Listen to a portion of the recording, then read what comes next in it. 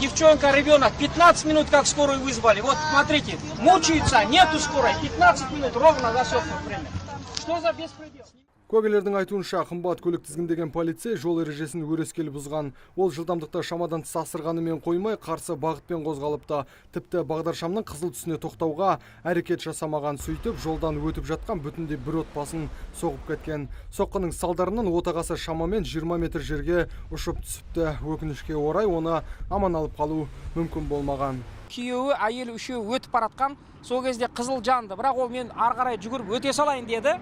Сөйтіп тұрғанда мына Шымкент Алматы автобус тұрған, Алматы бағытына қарай. Үлкен жылдамдықтан қарсы бетпенен жаңа BMW марка автокөлік қара түсті. Қатты жылдамдықпен келеді де жаңа өтіп жатқан пешеходты соғады.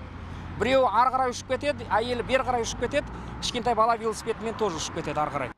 Тәртіп сақшысының тәртіпсіздігінен ажал құша жаздаған Бағила Бөкенбаева қазір ауруханада жатыр. Түрлі дене жарақатын алған жәбірленуші әзірге күйеуінен көз жазып қалғанынан хабарсыз. Ал 7 жастағы ұлы Бақдәулеттің беті бері қараған. Дегенмен екеуінің де жағдайы ауыр.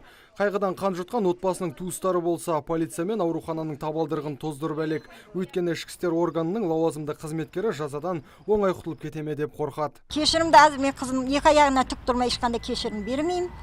Қызым екі аяғынан тік тұрып, аяғыменен өзім үйіме келеді, сол уақытта ғана мен кешірім беремін. Әзір ешқандай кешірім бере алмаймын. Бір адамның өмірін жалмаған жол апаты осында болған. Бағдаршам орнатылғанымен көпшілік оны елейтін емес. Оған дәлел соңғы 4 жылдың ішінде мұнда 4 адам көлік астына түсіп мерт болыпты. Сондықтан жергілікті халық бұл жерде өлім бағдаршамы атап кеткен. Бәрі құтылып кетеді. Оны мысалы үшін лауазымды адамдар олар ақшамен құтылып кетуді біз де қорқамыз да. Менің баламды да сөйтіп құтылып кетті.